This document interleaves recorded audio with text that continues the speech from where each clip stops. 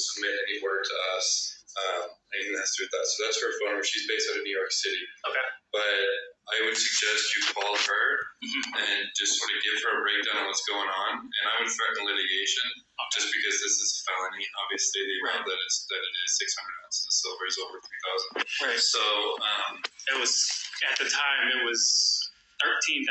Yeah. So the threshold is 3. So anything above 3, they're looking at serious consequences. Okay. So I would give her the rundown of what's happened and let her know that you came here. And obviously, there's not a whole lot we can do for you, but I would just start litigation. That's probably the only way to get the ghost turn on this. The fact that you have everything you need, let her know you have history of wire transfers and all that. The fact that you can't even get any information on what it is or even a refund. You know what I mean? Right. And at this point, even a refund, they should compensate you for the increase. So, I would just do that. She's the best person I know to give you contact information for. Mm-hmm. Like I said, I don't know that number that's listed here, but we don't work with their customer service, so we probably wouldn't know it. I understand.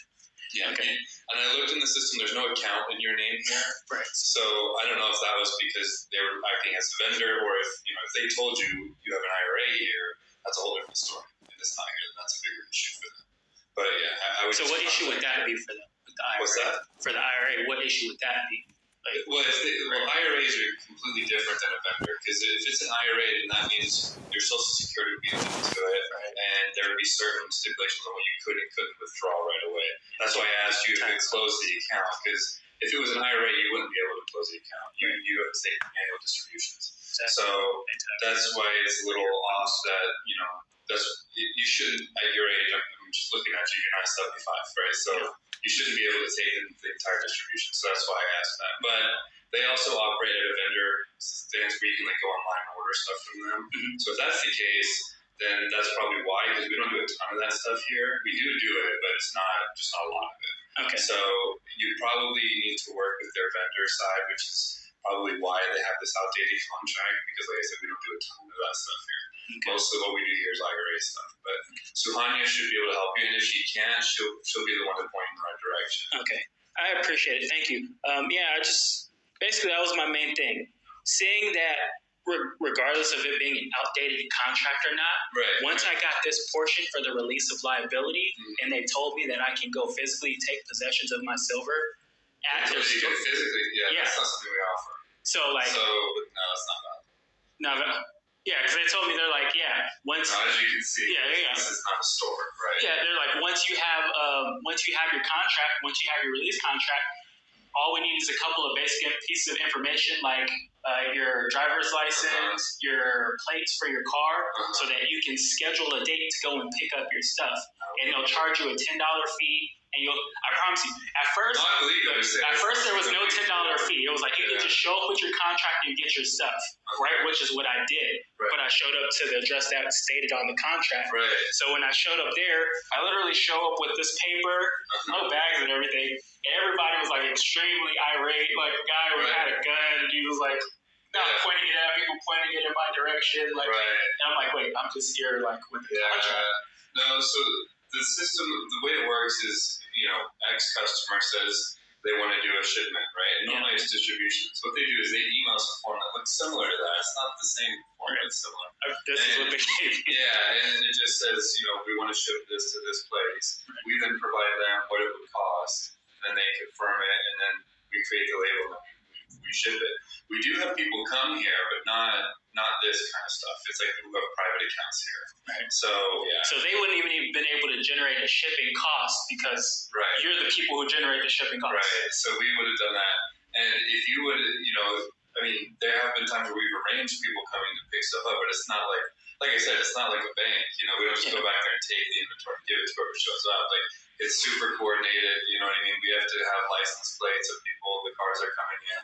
We have to have if they're coming from out of town, airport, authorization, all this stuff. So it's not, I think something's going on. So originally they told me I could just show up with it, right? And then when I called back recently, I called, I've been calling as a new customer, trying to gain information because I know, at this point, I know they're not, they're just fucking around with me, right? So I'm calling this new customer just to get them lying on the phone, right?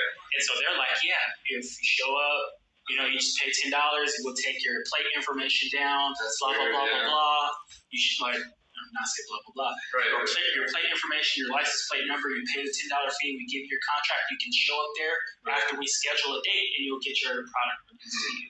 Yeah. So, like I said, that's why I showed up. Yeah. But like for me, if this is the contract they give me, where I'm supposed to be able to either have my product sent to me or be able to show up at a facility to request my goods, wouldn't it at least have the proper address on here, regardless of it being outdated contract or not? So in 2020, we would have been at another location, but so like if I showed up with this and you guys did offer the service and it said a different address, this paper would be nothing to us. Exactly. Even if it was a legitimate appointment, because we would have the paperwork, and we would be preparing it. The 6 bars would be associated with that, and then we would know what time you're coming. We would know when you're going to the hour you're going to be here.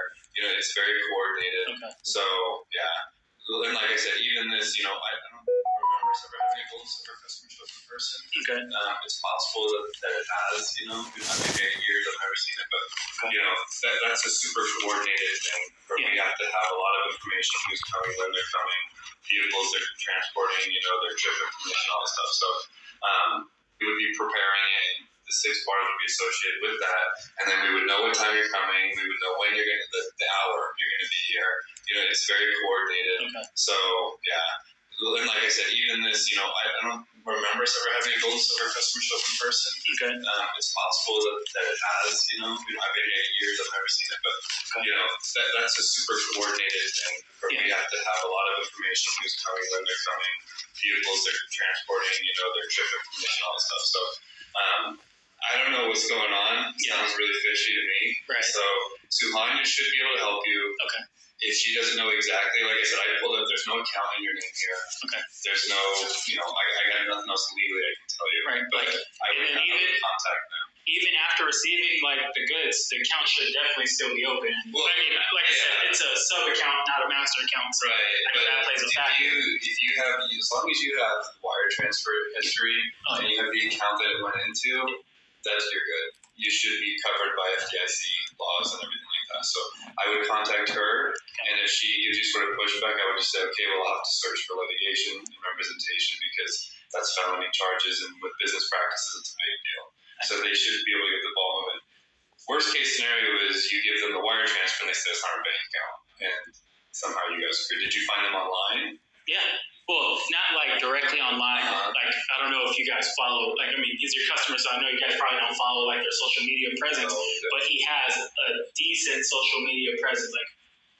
I would say I can't speak. I know with technology nowadays, views can be modified, et cetera, and comments can be. Did you work through a website, or did you? But I went through his website, through his official goldsilver.com, and he has he does his podcast and his YouTube videos, and I used to follow all of the stuff, just to listen and kind of slightly educate myself on precious metals. That's how I got introduced into precious metals through some people I was hanging around with at the time, and they were like, "Oh yeah, look, check it out," and I followed their instructions, and then after I make my first purchase.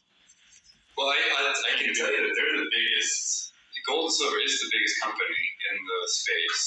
So that's what I'm saying. It's a little fishy because they're, we do have issues with them from time to time with some unhappy clients, but for the most part, they are the biggest as far as market share goes. So if you order it through their website, you should have some chances. Through their website, freaking top. And constant communication, they would have the emails and the phone calls, all recorded, all documented. And after they're like, okay, we're sending you the contract, fill it out, mail it back to us. I even have the original emails, with me emailing them the contract back. So I think what's likely is they never submitted it with us. There's a chance that they did. I just don't see it. I'm not in that. I handle billing and contracts and things like that. But you would think that, how you were saying, to generate a shipping amount and give it to a customer, they'd have to get a quote from you guys. And if they got a quote from you guys, you would know. To be fair, I don't know how their business works. I'm not sure if they just cover over a certain amount. They may do that as a business practice. Makes free sense. shipping. I don't know. But This wasn't free. I paid. Like in the States, it's like I would just let them know that you have history of the wire transfer and just let that be known up front. Yeah. Likely, because normally if something like this would happen, and even if let's say they did send the order and we shipped it and it never got to you, even that's covered. So we have insurance that would cover the shipment, and so you would be paid out. That's why I'm a little confused, because even if worst case scenario was lost in the mail or something, you would have been covered. And so you should have at least been refunded, or they would have replaced it. So I would contact Suhanya. She's the best person I know to give you to help you with this.